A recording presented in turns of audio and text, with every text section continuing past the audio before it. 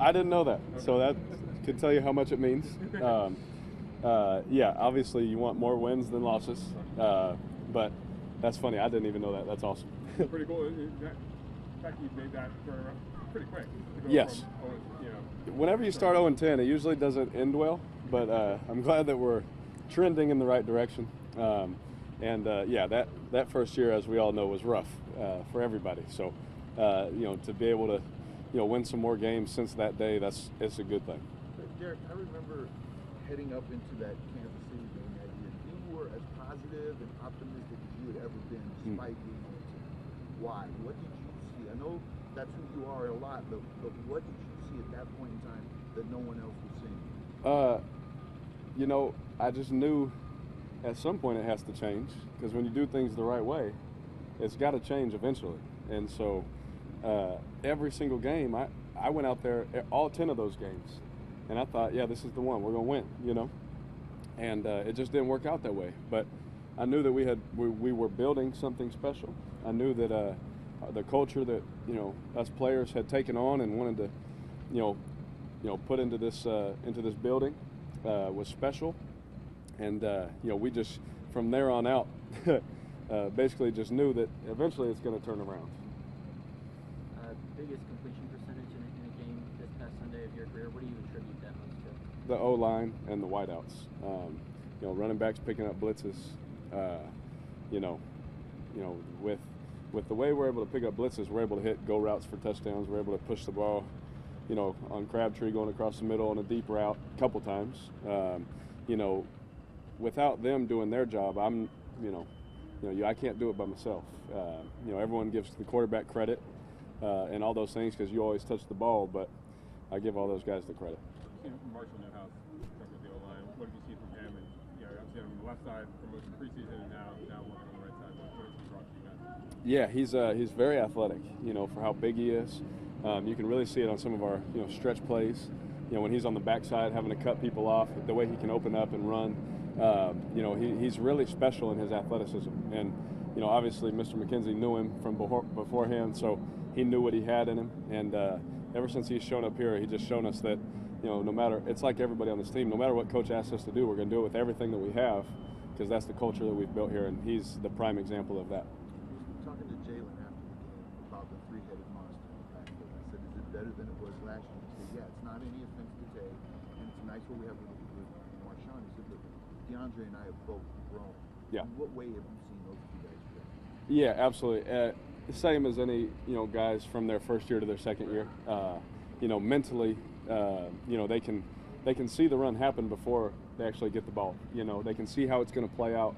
The game slows down, the holes open up a little bit slower for them. They can see it beforehand, those kind of things. So, that's just running the ball. Now, in protection-wise, they were both pretty good last year mentally, and they've taken another step forward this year in that.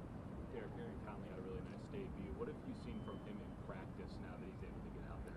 Well, yeah, in the offseason, I think we talked about him. I thought he was going to be a good player. I really did. And like you said, you never know till you get in the games. But he went out there, and I thought that he did really well.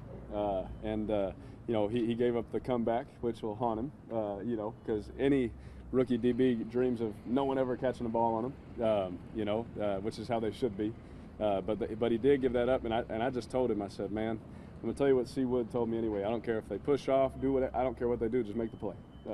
And that's the same thing C. Wood would tell me. I'd be like, but he jumped the route. There's nothing I could complete it. I don't care, And that was Wood for you. So I told him the same thing. So as you can see, going into our culture, it's getting passed on from each generation.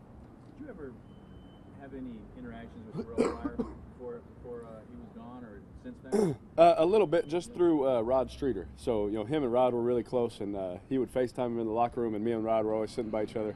So I'd talk to TP on there and things like that, and he's nothing but a great guy. I haven't heard anything else, but I haven't gotten to spend time with him. How impressive is it though for him to come into the league as a quarterback and now he's doing big things as a receiver? Unbelievable, right? Like it's something that people see. They're like, oh yeah, that's really cool, but they don't understand how hard that is. Like to play quarterback your whole life, even in the NFL, make it as an NFL quarterback, and now we're going to move you to receiver and be successful.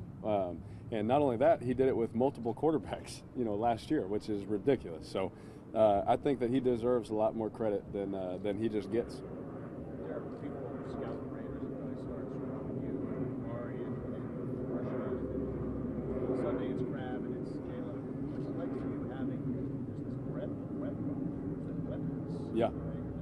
It's very nice. And like we said, everyone in the league has talent.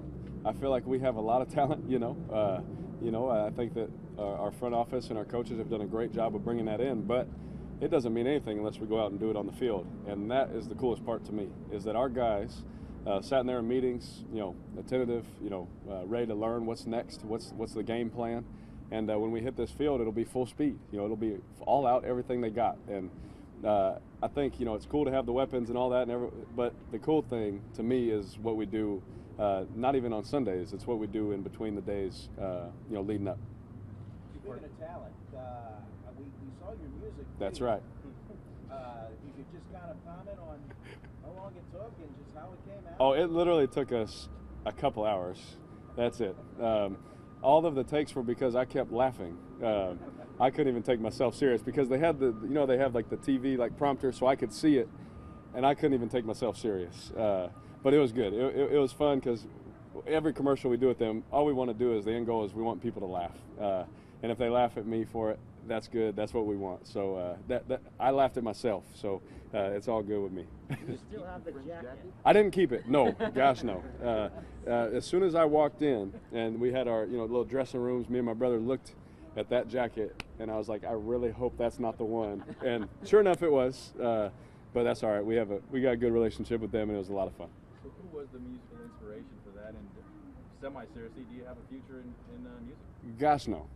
No, it was all just obviously everyone's talking about the commercial, and that's great because it's for the credit union, it's for the bank, bringing awareness for them and all the work they do with the teachers there in the Central Valley. So, that is our end goal. Obviously, people get to laugh along the way, but just to bring the awareness, if I have to wear something silly to do that, it's all right.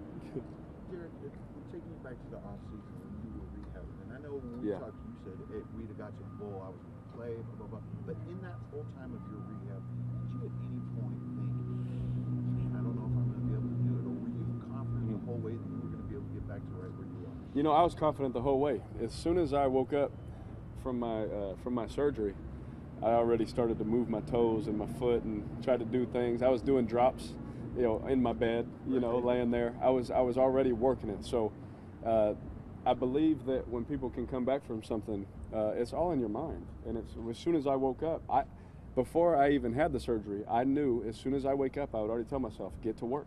It's time to get back. And so right when I woke up, I was laying there in my bed, still throwing up a little bit, and but moving my feet, trying to work and doing those things. Did you, since we're past it now, did you ever cheat? Did you ever go ahead faster than they were telling you? Yes. Yeah. Absolutely. Now within certain guidelines. Right.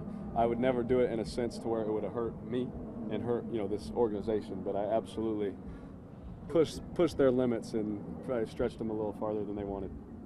Anything more for Derek? Derek, this offense prides itself on efficiency and execution. How does a guy like Josh Norman impact that? Oh man, he's a heck of a player. Their whole defense is loaded, obviously. And I have nothing but respect for Norman. I think he's one of the best players in this league.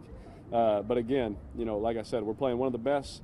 We're playing a young guy. We're playing other guys. It really doesn't matter. I have to go through my reads. Now you're aware of what he can do and where he's at. So you don't want to be stupid with the ball, but you just go through your reads and just play football.